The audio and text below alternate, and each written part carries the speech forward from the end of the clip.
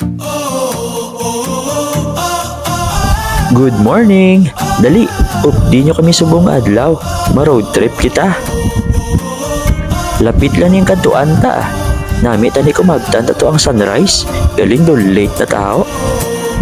Nami guro, mahapit na diyan ay mabakal pamahaw ay. Kay late na tangadaan.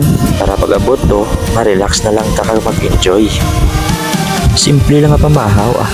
Tubig lang sa sandwich, sold na. Actually, why man ni plano subong nga mag-road trip galing may kantuan ta. So, ginaagahan ta na lang para pwede ta pa kara side trip.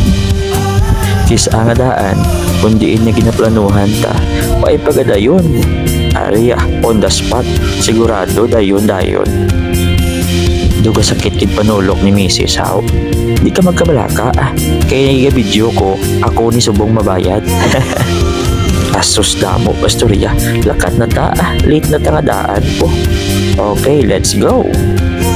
Mahinahinay lang ta. Lapit mo lang ng kantuan ta. Pop. Baw, mayo lang na slow mo ko pa.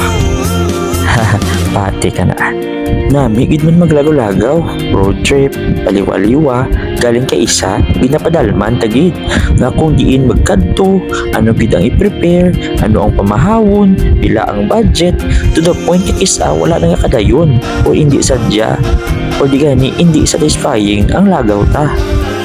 Ang malala pa kung kaisa, ang matupaan niya, inaway pa.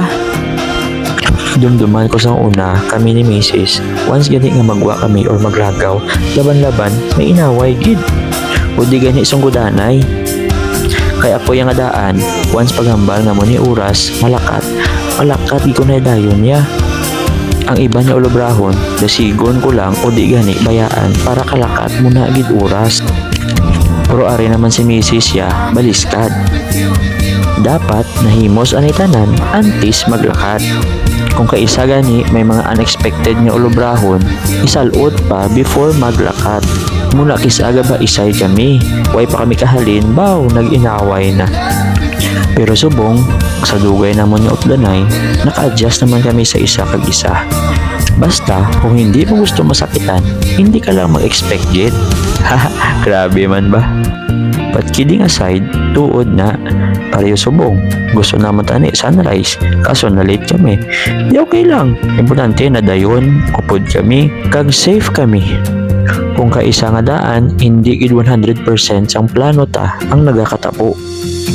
Pareho ni subong, ginvlog ang amon nga paglagaw, pero palpak ang mga footages ko nga nakuha. Way ko nakita nga ang kamera gali, bawtamaan gid kaduko. Tapos, naset ko ang video na ang focus niya gali sa lapit lang.